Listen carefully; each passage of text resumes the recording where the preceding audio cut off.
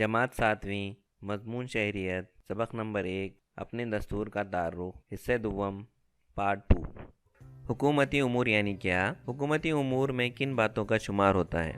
ملک کی سرحد کی حفاظت کرنا، بیرونی حملوں سے ملک کی حفاظت کرنے سے لے کر غریبی دور کرنا، روزگار کے موقع پیدا کرنا، تعلیم اور صحت سے متعلق خدمات، صنعت اور کارخانوں کو فروغ دینا، کمزور طبقوں کا تحفظ، خواتین، بچوں اور آدیواسیوں کی ترقی کے لیے منصوبہ بندی کرنے تک کے بارے میں حکومت کو قانون سازی کرنا ہوتی ہے۔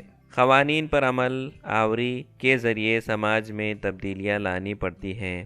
مختصر یہ کہ جدید دور میں حکومت کو خلائی تحقیق سے لے کر عوامی صفائی تک کے معاملات میں فیصلے لینے ہوتے ہیں۔ اس کو حکومتی امور کام کاج کہتے ہیں۔ دستور کا مفہوم اور اس کی ضرورت سمجھ لینے کے بعد اب ہم بھارت کی دستور سازی سے متعلق معلومات حاصل کریں گے۔ دستور سازی کا پس منظر۔ بھارت کی دستور سازی کا کام 1946 ہی میں شروع ہو چکا تھا۔ تحریک آزادی کے رہنماؤں کا ماننا تھا کہ آزاد بھارت کا حکومتی کام کاج انگریزوں کے تیار کردہ دستور کے مطابق نہیں بلکہ بھارتیوں کے تیار کردہ دستور کے مطابق چلنا چاہیے۔ لہٰذا بھارت کا دستور تیار کرنے کے لیے ایک کمیٹی تشکیل دی گئی جسے دستور ساز مجلس کہا جاتا ہے۔ دستور ساز مجلس ہمارے ملک 15 اگست 1947 کو آزاد ہو گیا۔ اس سے پہلے ہمارے ملک پر انگریز حکومت کرتے تھے۔ انگریزوں نے انتظامی سہولت کے لحاظ سے ملک کو صوبوں جیسے صوبہ ممبئی، صوبہ بنگال اور صوبہ مدراس، ان 3 علاقوں میں تقسیم کر رکھا تھا۔ ان علاقوں کی انتظامی امور کی دیکھ بھال عوامی نمائندوں کے ذریعے کی جاتی تھی۔ کچھ علاقوں کے انتظامی امور مقامی راجاؤں کے ذمے تھے۔ ایسے علاقوں کو سنستھا، خود مختار ریاست اور ان کے منتظم کو حکمران کہا جاتا تھا۔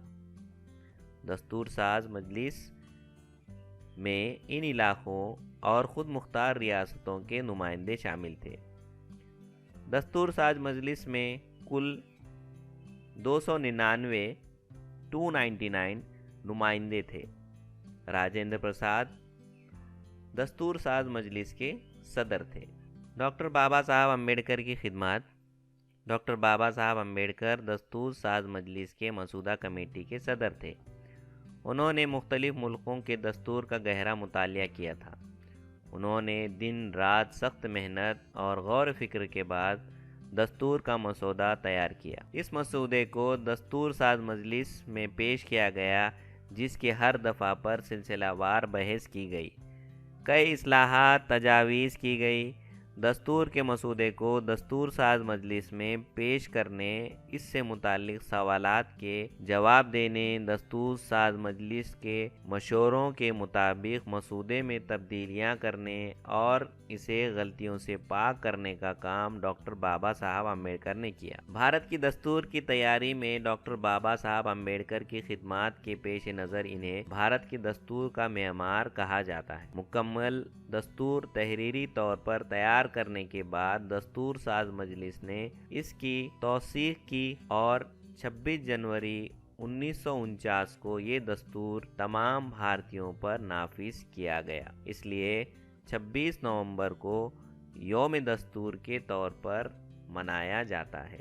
آئیے سمجھتے ہیں بھارت کا عین، اس کی تمہید کیا ہے۔ بچوں یہ ہمیں یاد ہونا چاہیے۔ تمہید: ہم بھارت کے عوام متانت اور سنجیدگی سے عزم کرتے ہیں کہ بھارت کو ایک مقتدر، سماجوادی، غیر مذہبی عوامی جمہوریہ بنائیں اور اس کے تمام شہریوں کے لیے حاصل کریں انصاف، سماجی، معاشی اور سیاسی، آزادی خیال، اظہار، عقیدہ، دین اور عبادت، مساوات باعتبار حیثیت اور موقع، اور ان سب میں قوت کو ترقی دیں جس سے فرض کی عظمت اور قوم کے اتحاد اور سالمیت کا تیقن ہو۔ اپنی آئین ساز اسمبلی میں آج 26 نومبر 1949 کو یہ آئین ذریعہ حاضہ اختیار کرتے ہیں، واضح کرتے ہیں اور اپنے آپ پر نافذ کرتے ہیں۔ یہ ہمارے دستور کی تمہید ہے۔ بچوں یاد رکھیے 26 جنوری کا دن ہم یوم جمہوریہ کے طور پر مناتے ہیں۔ اس دن دہلی میں راج پتھ پر ہمارے ملک کی فوجی، ثقافتی، سماجی تہذیب کا مظاہرہ کیا جاتا ہے۔ ہمارے ملک کے صدر اس کی صدارت کرتے ہیں اور رنگا رنگ پروگرام پیش کیا جاتا ہے، اور ہم لوگ ہمارے اسکولوں میں ترنگا جھنڈا لہرا کر اس کی تعظیم کر کر یوم جمہوریہ مناتے ہیں۔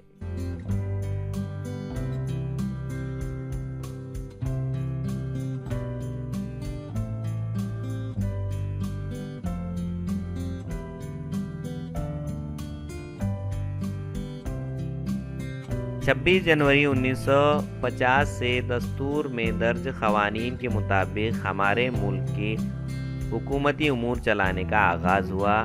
اس روز بھارت کا جمہوری ملک کے طور پر وجود عمل میں آیا، اس لیے 26 جنوری کا دن یوم جمہوریہ کے طور پر منایا جاتا ہے۔ کتنا باعث فخر واقعہ ہے یہ۔ دستور ساز مجلس میں بحث و مباحث اور غور و فکر کے بعد فیصلہ لیا گیا۔ مخالف آراء کا احترام اور ان کی مناسب تجاویز کو قبول کرنا دستور سازی کے عمل کی خصوصیت تھی۔ دستور کا مکمل کرنے میں 2 سال 11 مہینے اور 17 دن کا عرصہ لگا۔ بنیادی دستور میں کل 22 آرٹیکل، 395 دفعات اور 8 شیڈول ضمیمے ہیں۔ کیا آپ جانتے ہیں ڈاکٹر راجندر پرساد، جواہر لال نہرو، ڈاکٹر بابا صاحب امبیڈکر، ولبھ بھائی پٹیل، مولانا ابوالکلام آزاد، سروجنی نائیڈو، کرپلانی، راج کماری امرت کور، درگا بائی دیشمکھ، ہنسا بین مہتا وغیرہ دستور ساز مجلس کے رکن تھے۔ دستور ساز مجلس کے قانونی مشیر کے طور پر ماہر قانون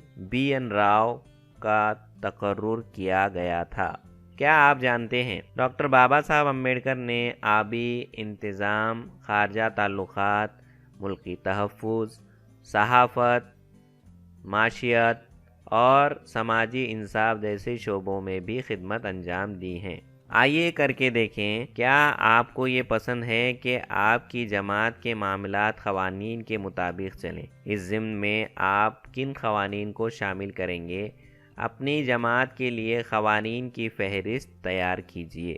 ذیل کی تصویر میں ڈاکٹر بابا صاحب امبیڈکر بھارت کے دستور کا مسودہ دستور ساز مجلس کے صدر ڈاکٹر راجندر پرساد کو پیش کرتے ہوئے نظر آ رہے ہیں۔